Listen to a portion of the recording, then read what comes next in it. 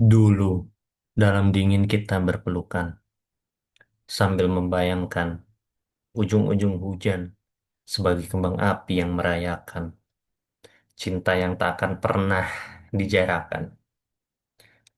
Sampai tibalah hari-hari itu, kau berlalu, aku menutup pintu, dan ujung-ujung hujan yang jatuh tumbuh menjadi rumputan dan perdu.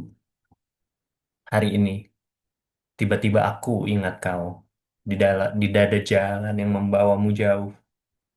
Setiap ujung hujan yang menyentuh adalah mekaran bunga-bunga beribu. Ujung-ujung hujan, Aan Mansur. Jadi puisi ini tuh bercerita tentang kesedihan sih, kesedihan akan sebuah kenangan yang begitu indah di masa lalu justru menjadi kenangan yang cukup menyedihkan untuk diingat-ingat di masa sekarang gitu loh. Karena adanya sebuah perpisahan. Terus a- aku di puisi ini tuh menggambarkan si penyair atau penulis, yakni Aan Mansur itu sendiri.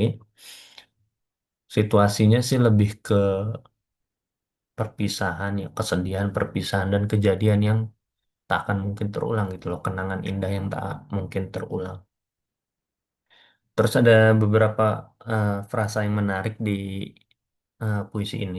Yang pertama tuh ada ujung-ujung hujan. Kalau kita mikir kan kayak oh ujung-ujung hujan karena makna literalnya mungkin ya udah gitu tuh apa butiran hujan yang jatuh aja gitu apa rintik-rintik gitu. Tapi kalau secara kiasan mungkin kayak kenangan sih, kenangan terus kayak keindahan atau kesedihan, pokoknya kenangan lah dari masa lalu gitu.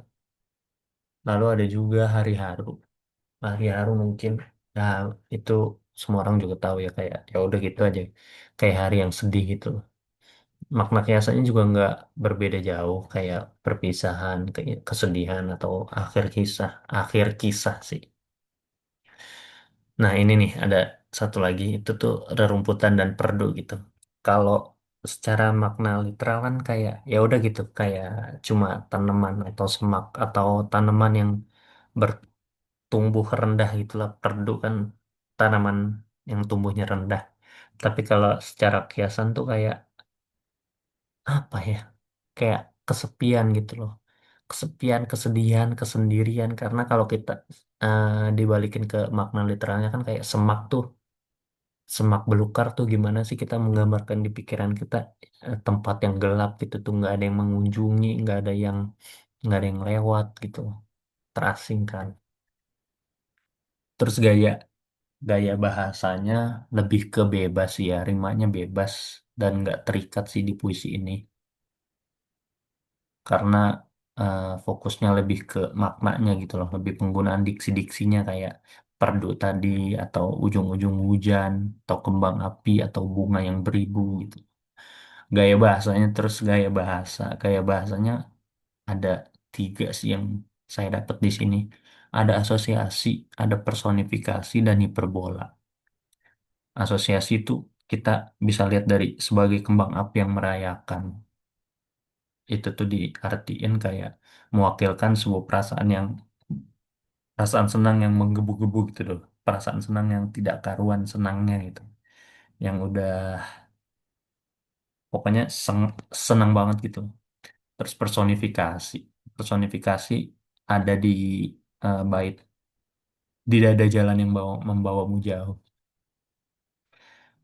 Dimaknai sebagai sebuah perjalanan yang panjang yang udah nggak bisa dilaluin lagi. Kalau mau dilaluin tuh udah terlalu jauh gitu, loh. Udah nggak bisa balik lagi. Terus ada hiperbola ada di mekaran bunga-bunga yang beribu. Gitu. Itu tuh kayak menggambarkan kerinduan yang sangat dalam gitu loh, tapi kayak lebay, tapi nggak lebay, tapi romantis, tapi lebay gitu, tapi lebay tapi nggak lebay gitu loh, menggambarkan kerinduan yang benar-benar udah nggak ketampung. Lalu temanya lebih ke nostalgia sih, nostalgia, kehilangan, perpisahan, kerinduan dan kenangan. perasaan yang ingin disampaikan penyair, penerimaan kesedihan kayaknya ya. Karena di situ kan ada kayak eh, tumbuh jadi tumbuhan dan perdu itu tuh kayak ya udah nggak bakal bisa terjadi lagi, harus diterima kesedihannya dan kenangan sang terus kekuatan kenangan ya, kenangannya kuat banget sampai digambarkan tuh sampai rindunya tuh bener-bener rindu banget sampai bunga-bunga yang beribu lah. Nadanya sih lebih ke melankolis ya, melankolis, nostalgia, tenang, tapi penuh pengharapan kalau saya baca ya. Suasananya haru, hening, sunyi, suram, indah, indah untuk di masa yang lalu. Di nostalgianya itu, refleksi pribadi. Kalau menurut saya dari puisi ini ya, refleksi pribadinya tuh kayak eh, nggak ada nggak ada perpisahan yang nggak menyedihkan gitu. Dan kita tahu itu. Kalau kita udah tahu itu, harusnya kita bisa menghargai setiap momen yang terjadi di hidup kita, atau minimal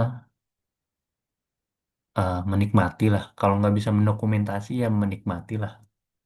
Itu sih. Karena kita nggak tahu ya, kedepannya kita tuh bakal